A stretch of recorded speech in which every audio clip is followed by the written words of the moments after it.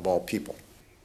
Joining me now from our Tel Aviv studio is Senior Advisor to the Prime Minister, Dr. Jonathan Schechter. Good evening, Dr. Schechter. Good evening, Erin. Thank you for having me. Thank you for being with us on this day. Now, the IDF has resumed airstrikes on Gaza, so is it safe to say that this short-lived ceasefire is now over?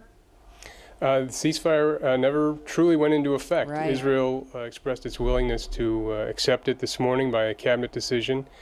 And Hamas once again made very clear to everyone that it's not interested. This in many ways is reminiscent of how this round started when Israel Prime Minister Netanyahu had made multiple efforts and had passed messages through multiple channels to Hamas to make it clear that we were not interested in escalation, and those offers were met with increased rocket fire. And so we're basically seeing the same story again. Dr. Schechter, what can you tell us about what to expect next? A new mediator instead perhaps of the Egyptians, a new proposal, a return to where we were before this proposed truce, or possibly now an Israeli ground attack?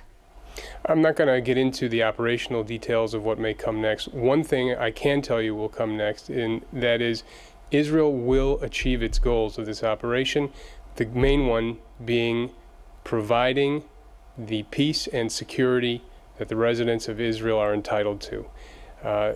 The cabinet expressed its willingness to enter the ceasefire because it wanted to create an opportunity for those goals to be achieved diplomatically. If they can't be achieved diplomatically, then there are other ways of achieving them, including militarily. Perhaps you can tell us what was behind the logic of accepting this ceasefire, which did leave Hamas still capable of firing long-range rockets into the country. The idea of the ceasefire, as I said, was to create an opportunity to achieve our goals diplomatically, achieving that immediate ceasefire, and then moving on to diplomatic efforts to try and remove the weapons and the tunnels and other threats from Gaza. It's made it very clear that those are unacceptable. Even with a ceasefire, when a ceasefire agreement does eventually go into effect, isn't it safe to assume that Hamas will rearm, rebuild, and at a time of its own choosing in the near future, start shooting again? I think that's exactly what we're trying to avoid, and the Prime Minister has been very clear from the start in saying that our goal isn't just to get peace and quiet, it's to get sustained peace and quiet.